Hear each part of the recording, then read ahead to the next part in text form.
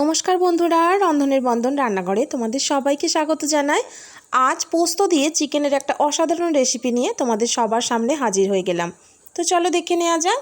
এখানে আমি দেখো একটা গোটা পাতিলেবুর রস প্রথমে চিকেনের মধ্যে দিয়ে দিলাম, তারপর দিয়ে দিলাম ব্ল্যাক সল্ট। এটা কিন্তু একদম কালো ডেলা যে বিট লবণ সেইটাকে আমি গুঁড়ো করে নিয়েছি, সেটা পরিমাণ মতো দিয়ে দিলাম। তারপরে দিয়ে দিয়েছি 1 টিস্পুন কাশ্মীরি লঙ্কার গুঁড়ো।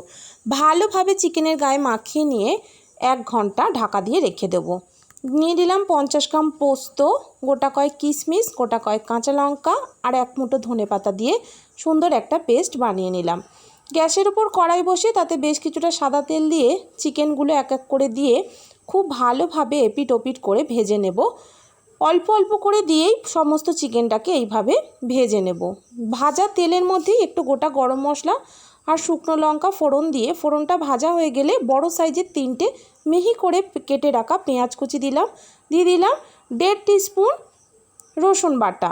ভালোভাবে মশলাটা ভাজা হয়ে গেলে এবং পেঁয়াজ রসুনের গন্ধ চলে গেলে দিয়ে দিলাম আদা, জিরে, ধনে, মৌরি 2 টিস্পুন পেস্ট। তারপর দিয়ে দিলাম একটা বড় সাইজের টমেটো কুচি আর দিয়ে দিলাম ওই ব্ল্যাক সল্ট পরিমাণ মতো। সমস্ত মশলা ভালোভাবে কষে গেলে দিয়ে দিলাম 1 মুঠো বেরেস্তা আর ভেজে রাখা চিকেনটা। তারপর খুব ভালোভাবে প্রায় 7-8 মিনিট ধরে মিডিয়াম টু লো ফ্লেমে ভালোভাবে কিন্তু চিকেনটাকে কষিয়ে নিয়েছি। দেখো চিকেন থেকে তেলও ছেড়ে দিয়েছে। 5 মিনিট চাপা দিয়ে রেখে দিয়েছিলাম। তারপর ঢাকনা খুলে আবারও খুব ভালোভাবে দেখো আমি কষিয়ে নিয়েছি। এইবার যে মশলার পেস্টটা করে রেখেছিলাম পোস্তর, সেটা সম্পূর্ণভাবে দিয়ে দিলাম। আর ওই কন্টেনার ধোয়ায় 1 কাপ জল দিয়ে ভালোভাবে মিশিয়ে নিয়ে একদম লো ফ্লেমে 20 মিনিট রেখে দেব। ভালোভাবে কিন্তু পোস্তটাকে আমি মিশিয়ে দিয়েছি। ওপর থেকে গোটা 3টে কাঁচা লঙ্কা দিয়ে চাপা দিয়ে রেখে দেব 20 মিনিট।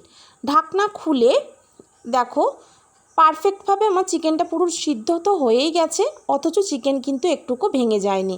ওপর থেকে বেরেস্তা আর ধনেপাতার কুচি ছড়িয়ে দিলেই এই অসাধারণ চিকেন পোস্ত একেবারে রেডি। খুব সহজেই অথচ নতুনত্ব একটা রেসিপি তোমাদের সঙ্গে শেয়ার করলাম। কেমন হয়েছে জানিও। ভালো লাগলে আমার চ্যানেলটা লাইক এবং সাবস্ক্রাইব করো। সবাই ভালো থেকো, সুস্থ থেকো। আজ এই পর্যন্তই। ধন্যবাদ।